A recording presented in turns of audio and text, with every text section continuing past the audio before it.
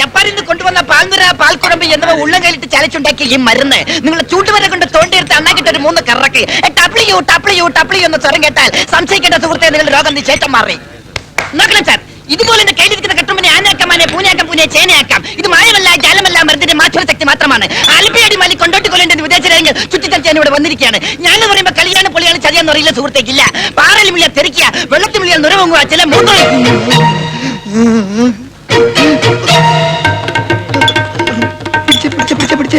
നീ നാവാട് ഞാൻ മൂത്രം വെച്ചിട്ട് ഇപ്പൊ വരാം. നോക്കണം സാർ, ഇതിൽ മായമില്ല മന്ത്രമില്ല ജാലമില്ല.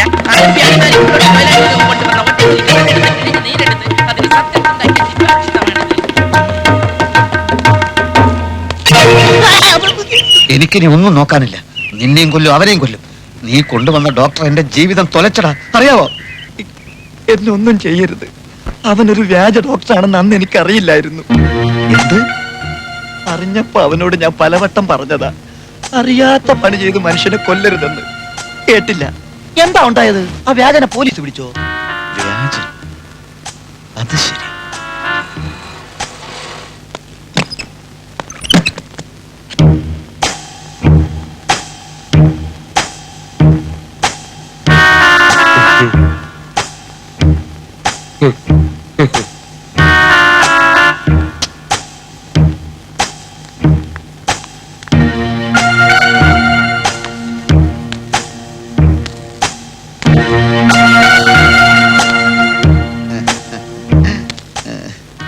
ഇന്നത്തെ ചികിത്സയൊക്കെ കഴിഞ്ഞോ ഡോക്ടർ?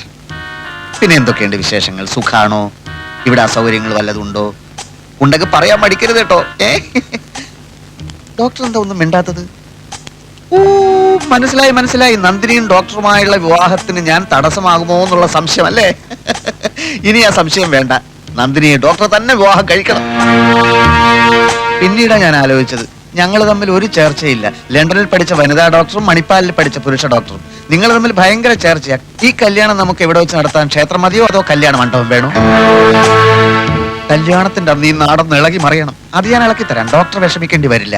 പിന്നെ ചില അവകാശങ്ങളൊക്കെ ഞാൻ എടുക്കും. ഉദാഹരണത്തിന് കല്യാണത്തിന്റെ അന്ന് ഡോക്ടറെ കൊടുക്കാനുള്ള വസ്ത്രങ്ങളൊക്കെ ഞാൻ വാങ്ങും. ഡോക്ടർ എന്ത് പറയുന്നു? അത് എതിര് പറയരുത്, എനിക്ക് സങ്കടം വരും. ഒരു ഫോട്ടോ ഉണ്ടോ കയ്യില്?